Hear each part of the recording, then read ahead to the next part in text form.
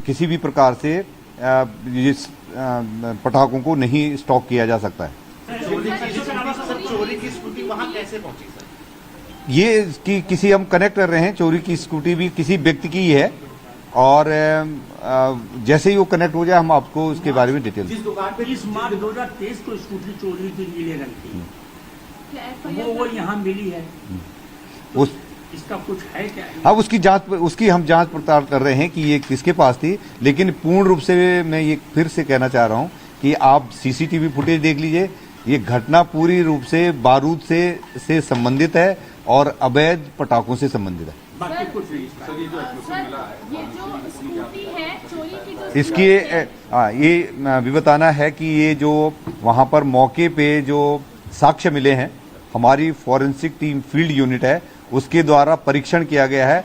Low intensity का explosive मिला है जिसमें पटाखे होने के पूरे सबूत हमारे पास हैं। इसलिए हम पुनः खंडन कर रहे हैं कि ये किसी भी प्रकार की आतंकवादी विघटनकारी किसी भी प्रकार की घटना नहीं है। सर, जो चोरी की जो स्कूटी है उसको जो आदमी यूज कर रहा था वो आदमी आप लोगों ने डिटेन किया है क्या? क्या वही आदमी घायल है कि या दूसरा स्कूटी वाला घायल है? एक स्कूटी जो अश्विनी जो चोरी की स्कूटी है, जो आदमी वो चोरी की स्कूटी यूज कर रहा था, क्या आप लोगों ने उसको डिटेन किया है या दूसरी स्कूटी वाले को डिटेन किया है? ये दो स्कूटी हैं, एक स्कूटी कनेक्ट हो चुकी है, वो इंजर्ड है। दूसरी स्कूटी में कौन व्यक्ति था, क्योंकि 4 लोगों को हायर सेंटर रेफर किया गया है, तो हो सकता है किसी की हो सकती है, उस पर हम अभी जांच पड़ताल कर रहे हैं। जिस दुकान पे विस्फोट हुआ है वो किस चीज की दुकानें थी? जिस दुकान के पास में विस्फोट हुआ है वो बेल्ट और बक्कल का काम करते हैं। बहुत छोटी सी दुकान है और इस दुकान का इस घटना से कोई लेना देना नहीं है। इनके सामने वो एक्सप्लोसिव किसी ने जो लेके जा रहे थे, संभवतः जिनकी ये स्कूटी थी संभवतः वही लेके जा रहे हों, तो ये घटना हुई है। वे पूरी तरह से बारूद से जुड़ी हुई घटना है। सर, ये जो एक बार एक्सप्लेन कर दी, जो पुलिस कर्मी सस्पेंड हुए हैं उसको थोड़ा सा एक्सप्लेन करिए। इनकी लापरवाही के लिए, क्योंकि बहुत ज्यादा दूर नहीं है थाने से, इसमें थानाध्यक्ष सहित 5 पुलिस थानाध्यक्ष सहित 5 व्यक्ति जो है 5 पुलिस अधिकारी कर्मचारी निलंबित किए गए हैं और उस क्षेत्र के जिनके क्षेत्र में ये घटना घटित हुई है उस क्षेत्र के एसीपी साहब को भी वहां से हटा दिया गया। सर, मुख्य आरोपी का नाम क्या है? सर, मुख्य आरोपी का नाम क्या है? अभी परवेज जिसकी मकान है, परवेज के बेटे और एक तारिक का और नाम आ रहा है, तो परवेज के बेटे हमारे पास हैं। उनके सहित 12 लोगों को डिटेन किया गया और एक तारिक के नाम और नया आ रहा है। तारिक को भी हम लोगों को जल्दी, जिसके नाम पे शॉप जो है जिसने किराए पर ले रखे, उनको भी जल्दी पकड़ा जाएगा और स्थिति और क्लियर हो जाएगी। सर, परवेज और उसके बेटे की भूमिका क्या है जिसके लिए रिटेन किया गया? आपने कहा बेल्ट और बक्कल का काम करते हैं। ये हम लोग ढंग से पूछताछ करेंगे और कोई निर्दोष व्यक्ति न जाए। जो जिम्मेदार लोग हैं इस घटना से जुड़े हुए, जिन्होंने इलीगल स्टॉकिंग करी है, जो इसका फायदा उठाते थे, उनके खिलाफ कार्रवाई की जाएगी।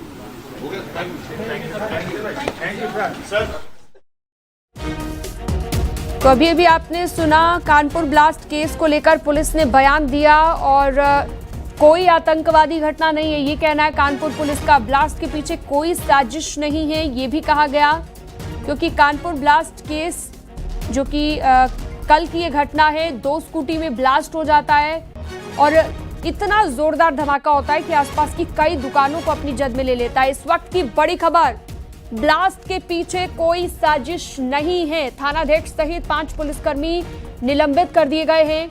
कोई आतंकवादी घटना नहीं है। एटीएस लगातार इस मामले को लेकर जांच कर रही थी, फॉरेंसिक टीम मौके पर थी।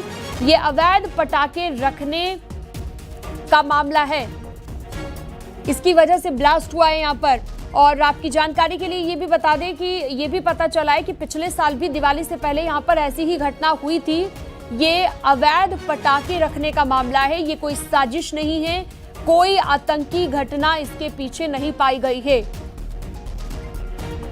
18 दुकानों पर छापेमारी की गई, परवेज समेत 12 लोगों को हिरासत में लिया गया और 2 गोदाम सील भी किए गए हैं। ओम बाबू मिश्रा हमारे सहयोगी कानपुर से जुड़ गए हैं ज्यादा जानकारी के साथ। ओम बाबू, पुलिस ने ये तो साफ कर दिया है कि ये साजिश नहीं है। और आपने थोड़ी देर पहले बताया था कि पिछले साल भी ऐसी कोई घटना यहाँ पर हो चुकी है, यानी कि ये मामला पूरी तरीके से कह सकते हैं अवैध पटाखों से जुड़ा हुआ है। जी निश्चित तौर पर पुलिस कमिश्नर रघुवीर लाल ने बिल्कुल पूरी तरह से साफ कर दिया है कि यह पूरी घटना पटाखों, अवैध पटाखों से जुड़ी हुई है। इस इलाके में बड़े पैमाने में अवैध पटाखों का कारोबार होता था, करोड़ों की धनराशि का पटाखों का कारोबार होता था। तो यह घटना उसी से जुड़ी हुई है और उन्होंने साफ किया है कि कई पटाखा विक्रेताओं, करीबन 12 पटाखा विक्रेताओं को हिरासत में लिया गया है। उनसे पूछताछ की जा रही है, वह पटाखे कहां से लाते थे इस बाबत भी पूछताछ की जा रही है। साथ ही साथ उन्होंने 5 पुलिसकर्मी, मूलगंज SHO सहित 5 पुलिसकर्मियों को निलंबित कर दिया है और ACP कोतवाली को भी वहां से हटा दिया है। तो पूरी घटना को उन्होंने सिलसिलेवार, आज प्रेस कॉन्फ्रेंस में उन्होंने सिलसिलेवार बताया कि यह एक पटाखा, अवैध पटाखा से जुड़ा ब्लास्ट था। शायद किसी स्कूटी में वो पटाखे लेकर कोई व्यक्ति जा रहा था और तभी ये धमाका हो गया। तो पुलिस कमिश्नर ने पूरे प्रकरण को साफ कर दिया है। जी लेकिन ओम बाबू मिश्रा, ये भी यहाँ पर क्लियर कर दिया गया है कि कोई साजिश नहीं है, अवैध पटाखों का मामला है। और जैसा कि आपने जिक्र किया कि जो है एक्शन भी लिया गया है, थानाध्यक्ष सहित 5 लोगों को निलंबित किया गया है। लेकिन सवाल ये कि यहाँ पर अब जो अवैध पटाखों का कारोबार है, क्या ये पहले से चलता आ रहा है?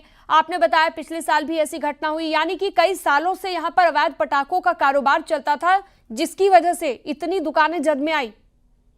निश्चित तौर पर यह इलाका जाना जाता है। यहाँ पर कानपुर के इस मंडी से आसपास के जनपदों में भी पटाखे की सप्लाई होती है, अवैध तरीके से पटाखे की सप्लाई होती है। हमीरपुर, बांदा, जालौन, झांसी। ठीक है ओम बाबू मिश्रा, मैं लौटूंगी आपके पास, उससे पहले अपने दर्शकों को सुनवाते हैं। स्कूटी मिली थी, एक स्कूटी वाले जो अश्विनी हैं खुद ही उसमें इंजर्ड हैं, तो उनको लखनऊ रेफर किया गया। दूसरी स्कूटी है, ये चोरी की है और इसमें कोई सैबोटाज की या आतंकवादी घटना का बिल्कुल पूरी तरह से हम खंडन करते हैं। इस संबंध में जो पुलिस वालों की लापरवाही रही है, SHO सहित 5 पुलिस वालों को निलंबित कर दिया गया है और जो ACP जिनके क्षेत्राधिकार में ये घटना हुई है, उनको तत्काल वहां से हटा दिया गया है। तो देखिए, पुलिस का बयान हमने आपको सुनवाया और पुलिस ने अभी ये तमाम चीजें क्लियर की है कि यहाँ पर कोई ऐसी साजिश नहीं थी। 18 दुकानों पर छापेमारी भी की गई। ओम बाबू मिश्रा हमारे सहयोगी इस बारे में जानकारी दे रहे थे कि कैसे यहाँ पर अवैध पटाखों का कारोबार फलता फूलता रहा है और इस इलाके को इसी के लिए जाना जाता है। बताइए ओम बाबू मिश्रा। जी निश्चित तौर पर जब पुलिस ने कल सर्च ऑपरेशन चलाया है, पुलिस कमिश्नर ने भी इस बाबत जानकारी दी है कि 1 कुंटल से अधिक पटाखे बगल वाली दुकान से मिले हैं। साथ ही साथ 3 कुंटल बारूद जिससे पटाखा बनाया जाता है उसकी भी बरामदगी की गई है। तो तमाम आसपास के मकानों में अवैध ढंग से पटाखों का निर्माण, केवल बिक्री ही नहीं, निर्माण, जबकि यह इलाका बेहद घनी आबादी वाला है। अगर इस तरह कोई घटना होती है तो बहुत बड़ी घटना रूप ले सकती है। तो ये निश्चित तौर पर एक देखने की बात है कैसे इस बड़े पैमाने पर यहाँ पर अवैध पटाखों का कारोबार हुआ है। जी मैंने आपको पहले बताया था, यहाँ से कुछ दूरी पर शीशा मऊ बाजार है। शीशा मऊ बाजार में बीते वर्ष इसी अवैध पटाखों के कारण 2 लोगों की मौत हो गई थी। वहां भी स्कूटी में ब्लास्ट हुआ था और आसपास के मकान बेहद जर्जर हो गए थे। उसी की तर्ज पर जो कल धमाका हुआ है, 1 किलोमीटर तक इस धमाके को सुना गया है और आसपास इलाके की कई खिड़कियां, मकानों की खिड़कियां भी क्षतिग्रस्त हुई हैं। तो इस मामले को पुलिस कमिश्नर ने गंभीरता से लिया है। उन्होंने तत्काल SHO समेत 5 पुलिसकर्मियों के खिलाफ कार्रवाई कर दी है, साथ ही ACP को भी हटा दिया है। तो माना जा रहा है, उन्होंने ये भी प्रेस कॉन्फ्रेंस में साफ किया है कि यह सर्च ऑपरेशन लगातार जारी रहेगा और शहर के सभी थानाध्यक्षों को इस बाबत निर्देश दिए गए हैं कि घनी आबादी वाले इलाकों में किसी प्रकार अवैध पटाखों की बिक्री न होने दी जाए। उसके लिए अलग से स्थान चिन्हित होते हैं, मैदान चिन्हित होते हैं, तो वहीं पर पटाखों की बिक्री सुनिश्चित कराई जाए। तो पुलिस प्रशासन अब इस घटना के बाद पूरी तरह सतर्क नजर आ रहा है और लगातार कार्रवाई की बात कही जा रही है। जी ठीक है, बहुत शुक्रिया ओम बाबू मिश्रा इस तमाम जानकारी के लिए आपका। और इसी बीच बड़ी खबर, कानपुर ब्लास्ट मामले से जुड़ी हुई बड़ी खबर।